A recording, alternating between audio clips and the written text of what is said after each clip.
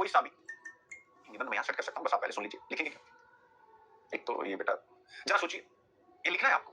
अगर गांव में कोई अपनी गाड़ी पर जय ठाकुर, जय यादव, जाट पावर, गुज्जर स्पीकल, ये खूब लिख दिखा रहता है, गुज्जर बॉय लिखकर घूमे और दूसरा व्यक्ति दूसरी जाति का झंडा लेकर निकले तो माहौल कैसा बनेगा? यह माहौल अस वर्सेस देम, बहुत अच्छा वर्ड है, लिख लीजिएगा। अस वर्सेस देम, यानी हम बनाम वे की मानसिकता को जन्म देगा। यस, इस मानसिकता को जन्म देता है। तो जब ऐसी मानसिकता आएगी तो यह समस्या है। यही समस्या, यह एक समस्या है। कौन सी समस्या? सामाजिक समस्या, जो आपने प्रश्न में देखा आज हमारे समाज और राजनीति के सामने है।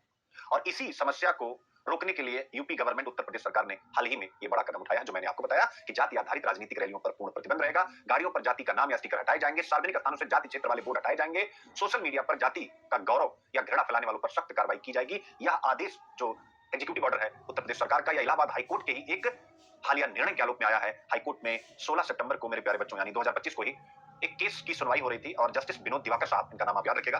केस था Parveen Chhetri versus state of UP 2025, और इसमें मुद्दा था एक शराब तस्कर एफआईआर रद्द करवाना चाहता था।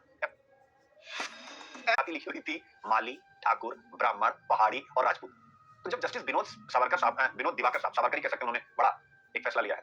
तो विनोद दिवाकर, देखिए उनके नाम में भी, जैसे मैं अपने नाम में सुनील अभिव्यक्ति लगाता हूं, ठीक है। तो जस्टिस विनोद दिवाकर ने कहा यह परंपरा पिछड़ी और असंवैधानिक है, लिख लीजिएगा। यानी ये जो जाति के आधार पर पिछड़ी प्लस असंवैधानिक है।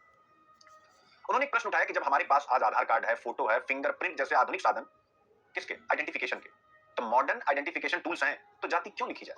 यानी उन्होंने कहा जाति नहीं लिखनी चाहिए। और ऐसा कहते हुए उन्होंने कुछ बातें कही। हाईकोर्ट ने जो कमेंट किया या जो ऑब्जर्वेशन किया इस केस में, वो महत्वपूर्ण है। उन्होंने कहा इस प्रकार से जब आप जातियों का जिक्र करते हैं तो ये सेकुलरिज्म पर एक खतरा है, धर्मनिरपेक्षता पर एक खतरा है। अब ये यूपीएससी के लिए महत्वपूर्ण हो जाता है। यानी धर्मनिरपेक्षता का अर्थ है कि राज्य सभी नागरिकों को जाति या धर्म से ऊपर उठकर समान दृष्टि से देखे। लेकिन जैसे ही हम एफआईआर में जाति लिखते हैं, इस सिद्धांत को तोड़ देते हैं। उदाहरण के लिए, अगर ऑब्वियस है, जो मजबूत जातियां हैं, जैसे अपने अपने क्षेत्र की कोई भी हो सकती है, कोई भी कास्ट अपने अपने क्षेत्र में मजबूत होती है, ब्राह्मण, क्षत्रिय, वैश्य में खासकर। तो अगर मान लीजिए फॉर एग्जांपल लिखा हो आरोपी का नाम समथिंग ठाकुर, समथिंग, अगर यादव बहुल क्षेत्र समथिंग यादव, ब्राह्मण बहुल तो समथिंग ब्राह्मण, ठीक है ना। तो क्या होता है, अब वो केस अगर पुलिस के पास गया तो पुलिस की मानसिकता वहां से प्रभावित हो सकती है। अगर उनकी कास्ट का तो और भी ज्यादा, लेकिन अगर उनकी कास्ट का नहीं तो भी ये ताकतवर जातियां हैं, इससे प्रशासन कहीं ना कहीं इनके फेवर में। हाईकोर्ट ने कहा था।